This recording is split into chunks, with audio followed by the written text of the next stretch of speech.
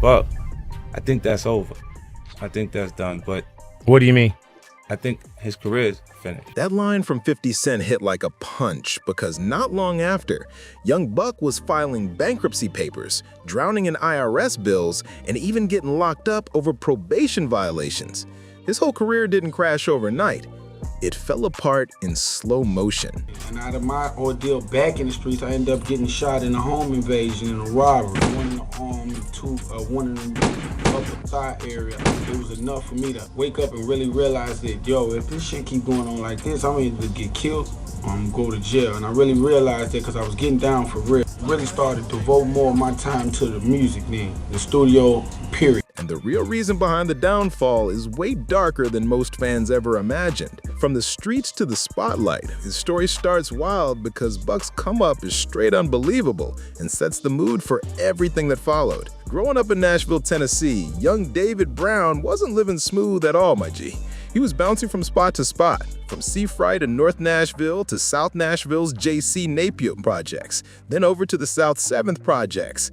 By the time he was just 8, he already knew Nashville from the east to the west like the back of his hand. Juvie happened to pull up at the office, and when he pulled up, he was kind of shocked to see me there. I'm like, I've been here for a whole week.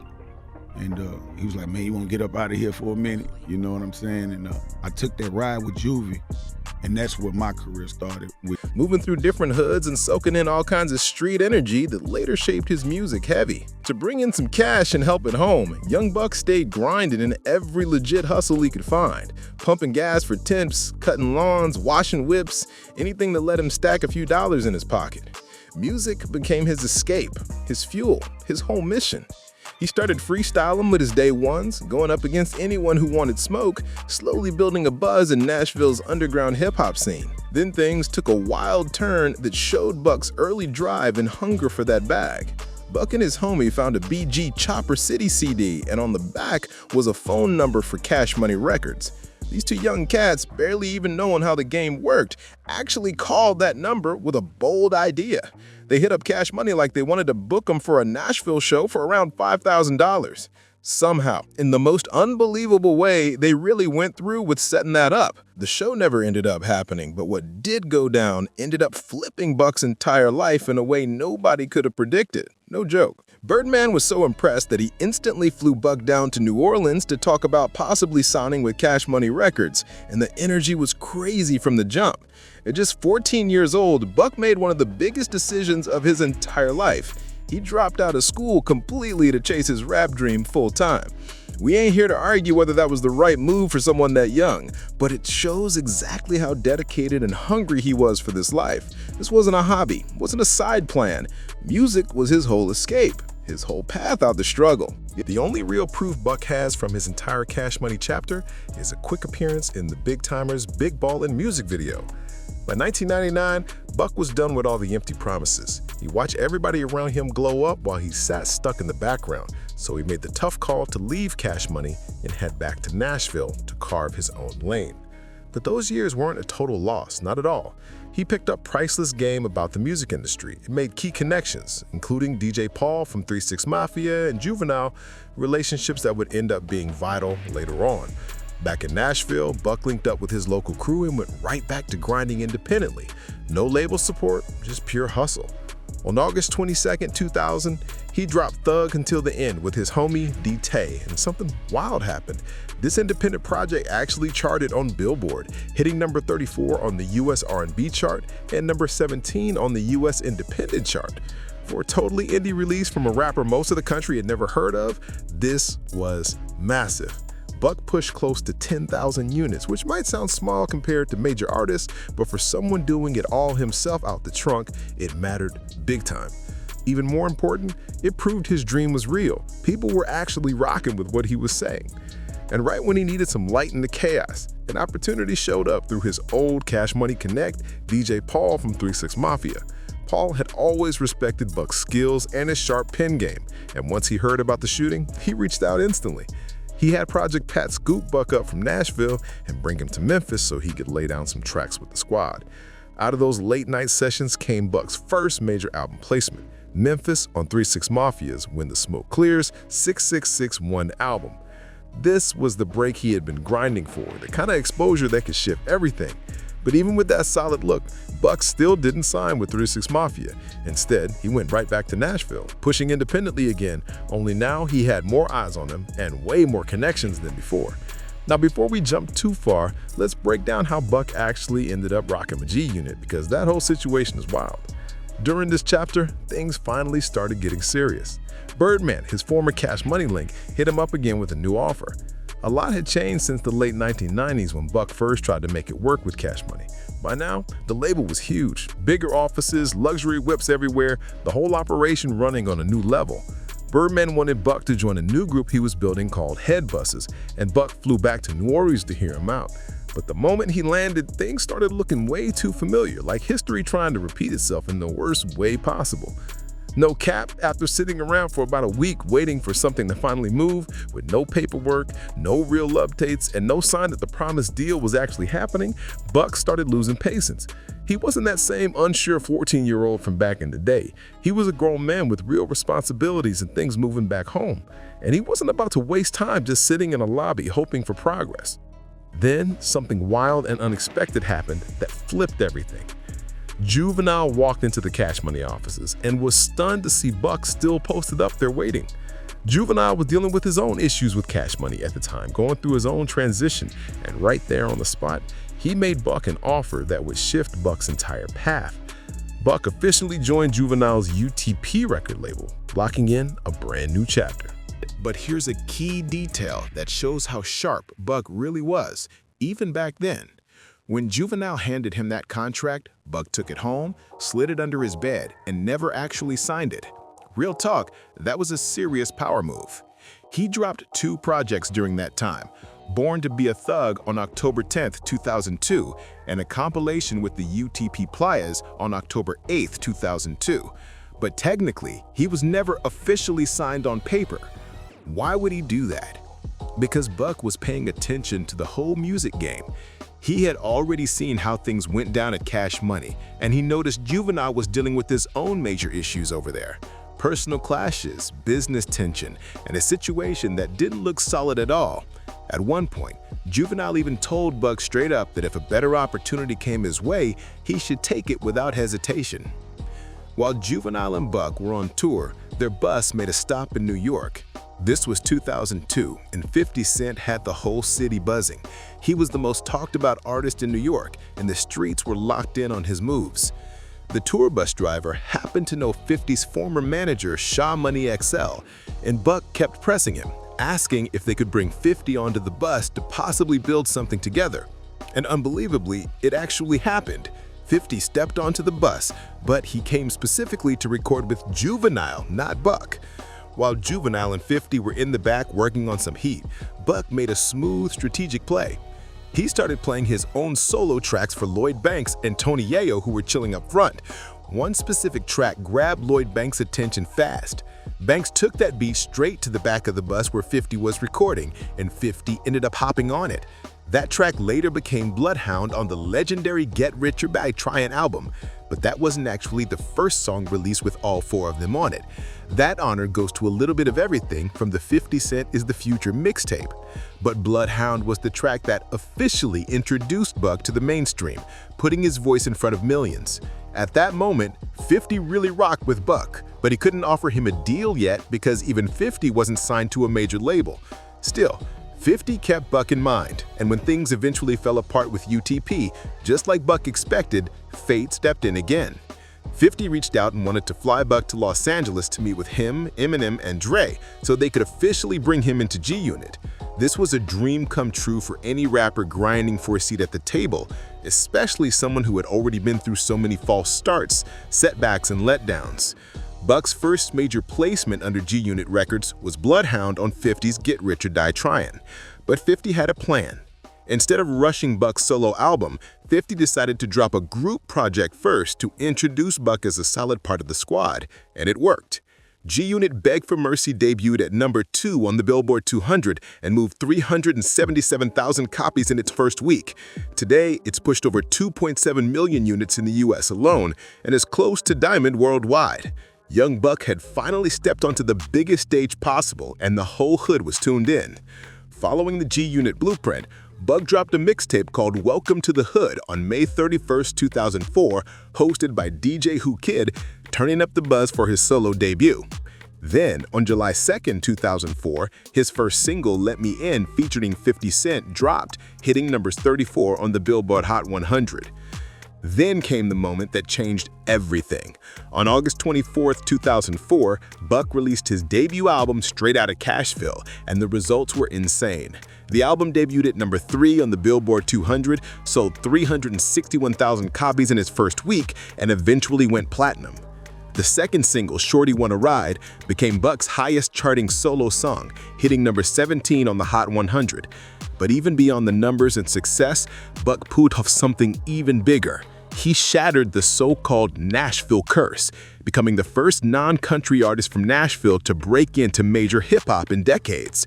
People used to complain heavy about a so-called Nashville curse, this idea that anyone who wasn't making country music could never break through. And Buck smashed that barrier clean open, kicking doors down for the whole city. But then on November 15, 2004, at the Vibe Awards, something wild went down that would follow Buck for years. That night, Dr. Dre, Eminem, 50 Cent, the whole G-Unit squad, and Suge Knight were all in the building.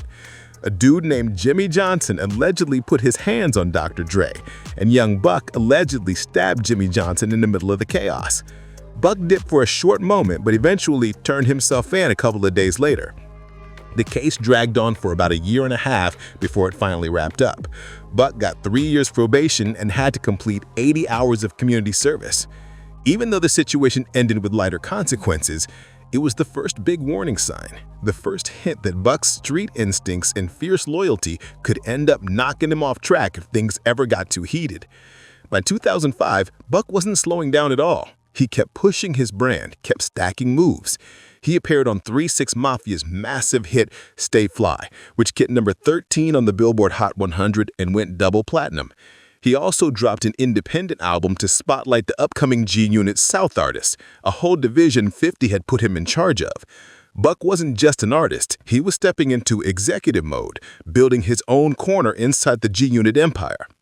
In 2006, Buck flooded the streets with mixtapes while warming up for his next album. On February 6, 2006, he released Case Dismissed, the introduction of G-Unit South with DJ Drama, both a celebration of beating the legal situation from the Vibe Awards night and a rollout for the artists he was bringing up under the G-Unit South banner. Right around then, while Buck was working on his second album, Buck the World, things got messy. 50 Cent and their shared manager, Sha Money XL, started having some serious tension. 50 gathered the entire G-Unit crew and told them straight up they needed to find new management because he was cutting ties with Sha Money. And this is where Buck's loyalty, the same thing that helped him rise, suddenly became a problem in 50's eyes. Buck was extremely close with Sha Money XL, so close that he was even the best man at Sha Money's wedding. Buck saw Sha Money as family, not just a manager, but a real brother. He had zero personal issues with Sha at the time. And in Buck's mind, whatever tension Sha and 50 had was something they could eventually fix. Buck didn't feel right turning his back on someone who had always held him down, especially when Sha hadn't wronged him at all. But 50 saw it completely differently. To him, Buck staying loyal to Sha Money felt like Buck picking his side against 50 himself, and that sparked instant resentment. Suddenly, it became obvious. You would see Banks, Yayo, and 50 together everywhere at shows and events, but Buck and Sha Money were left promoting Buck the World solo without the full G-Unit muscle behind them. Buck believes this played a huge role in why Buck the World didn't hit the same way his debut did. The album sold 98,000 its first week and eventually went gold, but without the G-Unit machine pushing it like before, the impact wasn't as strong. Buck the World dropped on March 27, 2007, debuting at number 3 on the Billboard 200 with 140,000 first-week sales. Solid numbers, but the singles I Know You Want Me and Get Buck didn't perform like the hits from his first album. At the same time, 50 started accusing Buck of being too friendly with 50's rivals, The Game, Jadakiss, Fat Joe, Jim Jones, and others. Buck explained he wasn't getting cool with them at all. He was actually relaying info back to 50 about what they were saying, but 50 saw any contact as disrespect and more disloyal energy. Then came the money drama. 50 claimed Buck kept blowing through cash recklessly and wasn't keeping up with his taxes, and that 50 had already paid Buck's taxes twice before refusing to do it a third time. By 2008, Buck found out he owed around $300,000 to the IRS, and that turned into a huge problem fast. The beginning of 2008 hit especially hard. In January, Buck appeared at a show with Lil Wayne and Birdman, and both of them publicly said Buck should leave G-Unit and join Young Money Cash Money. Buck seemed to agree on stage, and when 50 saw the footage, he was furious. In February 2008, G-Unit dropped a new mixtape called Return of the Body Snatchers Volume 1, and Young Buck was completely missing from it. Not a single verse, not even a shout-out. Fans were confused because just months earlier, they had dropped a track together called Feel Good, so something clearly wasn't adding up. Then came the moment that flipped everything upside down and sent Buck into a spiral he's still trying to climb out of today. The beginning of the fall, the bankruptcy, and the long road back. Back in March 2008, 50 Cent and Young Buck had a private phone conversation that nobody knew about, except 50 was secretly recording it. After the call, it looked like things had cooled off between them. Buck even popped back on the tracks for the G-Unit mixtape Elephant in the Sand that same month. For a quick minute, it actually looked like things might get fixed, like maybe the tension would finally die down. But that peace didn't last at all. On March 20th, 2008, an interview with Yo Raps magazine dropped where Young Buck said, "I'm still waiting on a royalty check, period. I've never seen a royalty check since I've signed with G-Unit. So hell yeah, I'll tell you one damn thing. That show money is that good, I've never in my career cashed a royalty check." Here's the wild part. This interview was old. It had been done months earlier, but the outlet chose to release it right when Buck and 50 were supposedly making good again. The timing was terrible. Almost like someone wanted to stir things up on purpose. Shot Money XL tried to shut down the situation the next day, saying the rumors weren't true, and claiming Buck had made over $10 million during his time under 50's guidance, but the damage was already done. Then March 11th, 2008, a Monday morning, 50 Cent called into Hot 97 and officially announced that Young Buck was no longer part of G-Unit as a group, though he was still signed to G-Unit Records as a solo artist. A week later, when the whole G-Unit crew hit Hot 97 together, 50 revealed even more details and even claimed Buck had a drug problem. Buck stayed silent for a few weeks, probably trying to wrap his head around everything happening at once. But on May 12, 2008, he fired back with a track called My Interview, where he addressed getting kicked out of G-Unit and responded to the drug accusations. Things stayed quiet for a minute, until June, when Buck made a move that locked in his fate for good. On June 15, 2008, Young Buck hit the stage and straight up called out G-Unit right there in front of everybody. That moment became the point of no return, the line he couldn't step back over. Just 2 days later, on June 17, 2008, 50 Cent dropped the full recorded phone conversation where Buck was crying and asking him for help. It shocked the whole industry and put Buck in a rough light instantly. The very next day, June 18, 2008, Buck clapped back with a diss track called The Taped Conversation, and the Game even hopped on the remix to show support. By June 21st, there were even rumors about a joint mixtape between Buck and the Game called Worth More Than 50 Cent, supposedly dropping in July, but that project never came out. Then on July 1st, 2008, when G-Unit released their second album, Terminate On Sight, Young Buck was only featured on 4 songs, basically downgraded to guest appearance status on what should have been his team's album. For the rest of 2008, Buck barely released new music because, according to him, 50 Cent was blocking his ability to drop another official album. Since he was still signed to G-Unit Records, 50 had the power to shut down anything Buck tried to release, so Buck had to switch strategies completely. Starting in 2009, he flooded the streets with mixtapes instead. And here's something real fans always point out. 2009 Buck was some of the rawest, hungriest, most authentic music he ever made. You could hear it in his voice, the frustration, the grind, the pain, the fire. He was stuck in a tough situation and pouring all that emotion into his art. Buck dropped multiple mixtapes in 2009, including Back for the Streets on April 11th and the highly praised Back on My Buck on May 26th. Tracks like I Want It All and I Got It, featuring Young Jeezy, showed Buck laser-focused and determined like never before. But while the music was getting stronger, his personal and legal problems were getting heavier, to the point of crashing down on him. On August 3, 2010, the IRS raided Young Buck's home over more than $300,000 in unpaid taxes, a moment that marked the start of major financial turmoil he struggled to escape. During the raid, the feds found a hammer, and since Buck was already a convicted felon from the 2004 Vibe Awards situation, they hit him with charges again, even though Buck insisted the weapon belonged to his licensed tour manager. Just 3 days later, Buck dropped a track called My Campaign, speaking directly on the IRS raid and proving once again how fast he could turn real-life pain into raw music that hit deep. Then on August 19, 2010, Buck filed for Chapter 13 bankruptcy. And here's the part most people never talk about. That bankruptcy filing ended up freeing him from his G-Unit Records contract. It was a strategic move hiding inside a desperate moment, straight-up survival mixed with smart timing. He dropped his independent album, The Rehab, on September 7, 2010, debuting at number 55 on the Billboard 200 and selling over 6,400 copies first week. Respectable numbers for an indie release, but nowhere close to the levels he once dominated.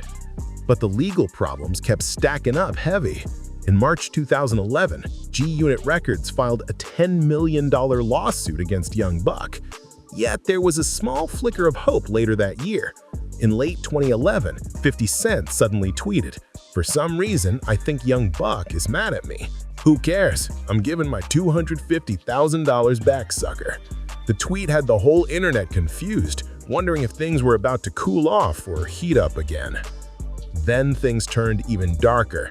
On March 4, 2012, Buck survived a drive-by shooting outside a South Nashville club where his girl was hit in the shoulder.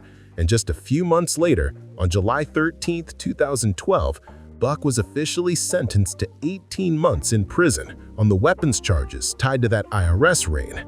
The following month, the IRS held a full public auction of Buck's possessions: jewelry, studio gear, furniture, everything. They collected around $53,000, but the whole thing was a humiliating moment that showed how far Buck had fallen from the height of his stardom. He turned himself in August 2012 to begin serving his 18-month sentence. Then, on October 2nd, 2013, Young Buck was released from prison, and what happened next absolutely shocked the hip-hop world, no lie. Behind the scenes, 50 Cent had started fixing things with Tony Yayo and Lloyd Banks, and behind closed doors, he was clearly thinking about Buck too. Then on June 1st, 2014, at Hot 97 Summer Jam, 50 shocked everybody. He brought out all 3 original G-Unit members, and the whole crowd went wild. It was an official G-Unit reunion, and the energy was electric. They dropped 2 EPs, The Beauty of Independence on August 25, 2014, and The Beast is G-Unit on March 3, 2015. And both projects had some serious heat on them. Fans really felt like the crew had finally put their differences aside for real. Buck jumped right back into work mode, launching his ambitious 10 series of mixtapes, dropping projects like 10 Bullets, 10 Bricks, 10 Pints, 10 Bodies, and more between 2015 and 2018. It showed Buck's insane work ethic and how locked in he still was with the music. But then the setbacks returned, heavy as ever. On July 16, 2016, he got arrested for threatening to burn down his ex-girlfriend's apartment and ended up getting sentenced to 7 months inside, which hit his momentum hard. By 2018, though, things seemed like they might finally swing back in Buck's favor. He dropped the single Can't Lose on March 30th, 2018, a track that was straight-up pressure and honestly deserved way more shine than it got. He announced that his 3rd studio album would be executive produced by both 50 Cent and Dr. Dre, a combo that had fans hyped beyond belief. But once again, things with 50 fell apart fast. 50 claimed Buck owed him over $300,000 and hit him with cease and desist orders on anything Buck tried to drop.